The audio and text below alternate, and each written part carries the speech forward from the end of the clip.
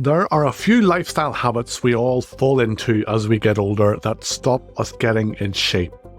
You see, if our lives outside the gym and kitchen are a shit show, then we've really no chance of getting the same results from diet and workout programs that the smiley, slim, buff folks in the marketing blurb did. Our lifestyles are like the foundation of the house, while our programs are the curtains. Unless we make sure our foundations are solid, it really doesn't matter how beautiful and expensive the curtains are, right? Having been a coach for over 15 years, I also freely admit to making tons of mistakes myself over the years of trying to stay in shape. So let's look at the main reasons we can't get in shape and how to fix things so your foundations are bulletproof. Number one, crappy sleep. Good quality sleep really is the unsung hero of fitness. It's when your muscles repair, your mind unwinds, and your body rejuvenates. If you're skimping on sleep, you're basically trying to run a marathon with a backpack full of bricks. Fat loss, muscle gain, stress control, all these things are much more feasible if you can just up your sleep quality and quantity.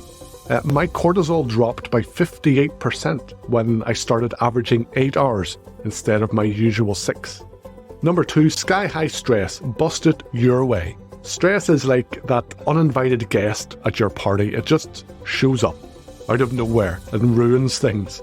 And when it does, it can wreak havoc on your fitness goals. High stress can lead to emotional eating, skipped workouts, and a general feeling of meh.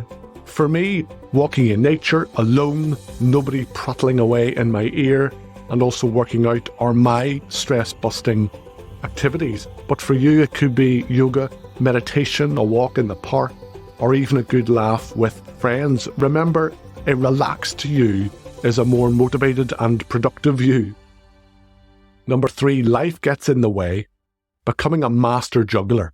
Let's face it, we're all juggling a million things. I'm dad taxi, family cook, chief lugger of heavy things, as well as, having a job and all. I'm sure your list of unpaid job is long too, so you know that integrating workouts into this busy mix requires some serious Tetris skills.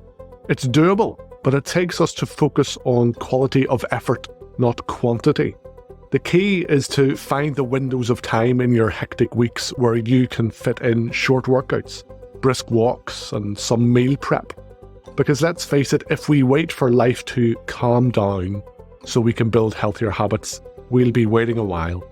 Number four, making fat loss too hard. We need to take an 80-20 approach to diet instead. Healthy eating is great and all, but so is shoving pizza down my mouth. Rigid diets can lead to burnout and frustration. You feel like you're in diet prison and you can't wait to get out. Instead, I've learned to focus 80% of the time on nourishing my body with foods that I love, but that love me back. So veggies that I genuinely like, lean proteins, dairy, and then managing my carbohydrate intake according to how active I am that day. Then 20% of the time I can enjoy some Guinness, crisps, chips, takeout, whatever. Because being on a diet invariably means you're planning to come off that diet, and that's when many of us go back to those habits that caused us to gain weight in the first place. With an 80-20 approach, there is no on-off. This is just how you eat now. Number five, having no accountability. We need to use a buddy to fight our inner asshole. We all do have an inner asshole. It's a good idea to see them as someone who is not you, but lives in your head. They create carnage by encouraging you to do what you feel like doing right now, instead of following that sensible plan that you had for long-term health, success, and happiness. To avoid your inner asshole convincing you to cancel a planned workout, getting a workout buddy or joining a community keeps you accountable, because now you're letting others down if you don't turn up.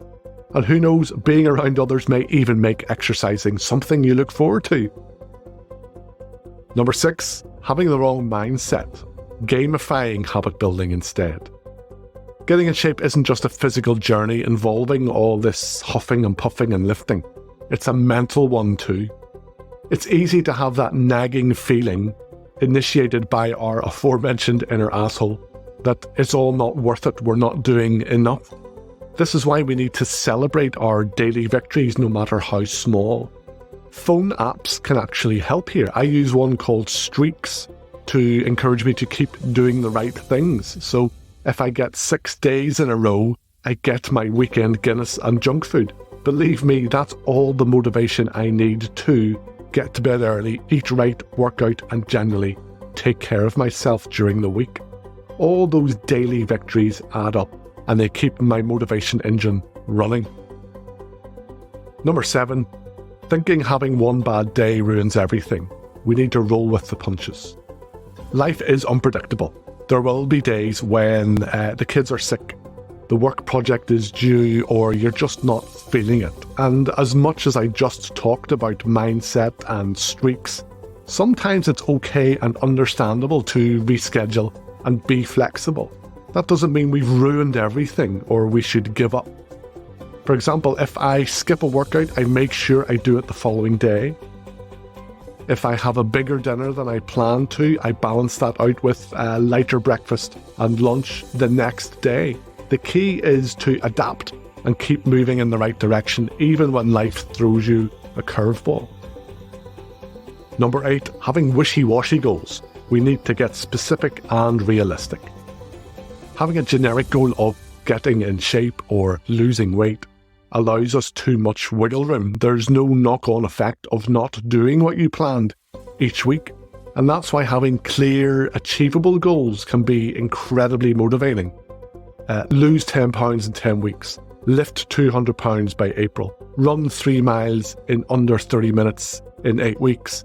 In that way, avoiding sticking to the plan affects our ability to hit those targets, so it drives us to keep doing the right things.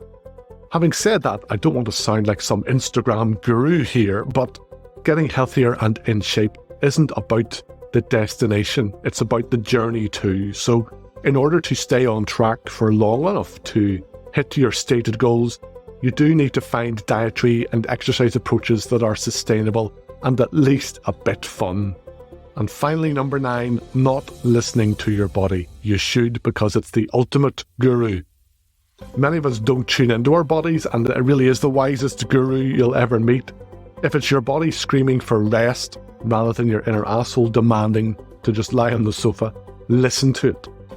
As I record this, my left shoulder is sore. Now, 27-year-old me would have blasted shoulders again in the gym later anyway. Grr, hardcore.